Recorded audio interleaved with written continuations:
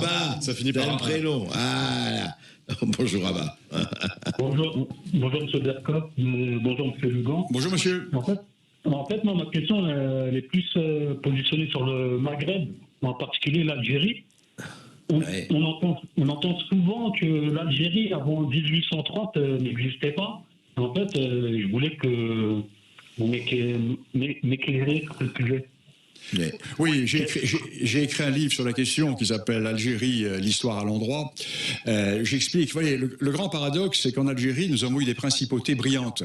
Tlemcen, Bougie, brillantes principautés, mais qui n'ont pas débouché sur la constitution d'un État. Au Maroc, nous avons eu Fès et Marrakech qui ont débouché sur la constitution d'un empire. Alors pourquoi l'Algérie n'a-t-elle pas débouché sur la constitution d'un État? Tout simplement parce que l'Algérie a toujours été écartelée entre deux voisins puissants, l'empire marocain et la Tunisie également, qui est un vieil État qui existait plus à l'est. Et l'Algérie est passée ensuite directement sous la colonisation turque au XVIe siècle, jusqu'en 1830, et après sous la colonisation française. Et c'est la France qui a créé l'Algérie. La France a créé l'Algérie, d'abord lui a donné son nom, et a rassemblé les populations à l'intérieur de frontières tracées par la France aux dépens du Maroc. Car n'oublions pas que toute la partie ouest de l'Algérie est historiquement marocaine. La France a détaché toute la partie ouest de l'Algérie du Maroc, pour rattacher à l'Algérie Colombéchar. Toutes ces oasis sont des oasis qui sont marocaines. Tindouf est une ville marocaine. Et la France a donc créé l'Algérie, a constitué l'Algérie. Et plus encore, la France veut lui donner le Sahara qu'elle n'a jamais possédé, pour une raison très simple, c'est qu'elle n'existait pas.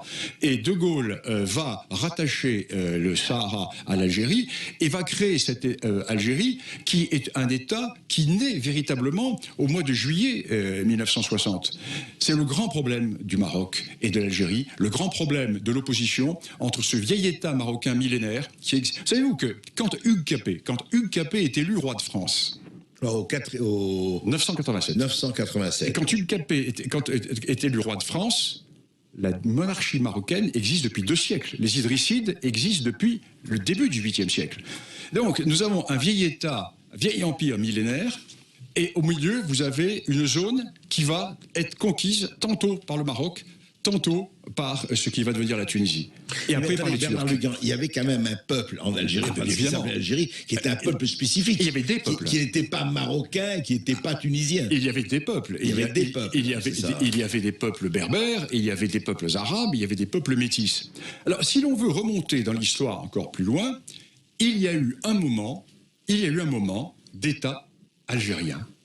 C'est-à-dire dans les 3 siècles avant Jésus-Christ. 3 siècles avant Jésus-Christ, parce qu'il y avait le royaume à l'ouest, le royaume de Maurétanie, l'actuel Maroc. Oui. Nous avions la Numidie, le royaume des Massiles, à l'extrême est du Maghreb, et au milieu, le royaume des Macéciles. Le royaume des Macéciles qui partait à peu près de l'est d'Oran et qui allait jusqu'à Constantine inclus, jusqu'à l'Oued el-Kbir qui passe sur zone.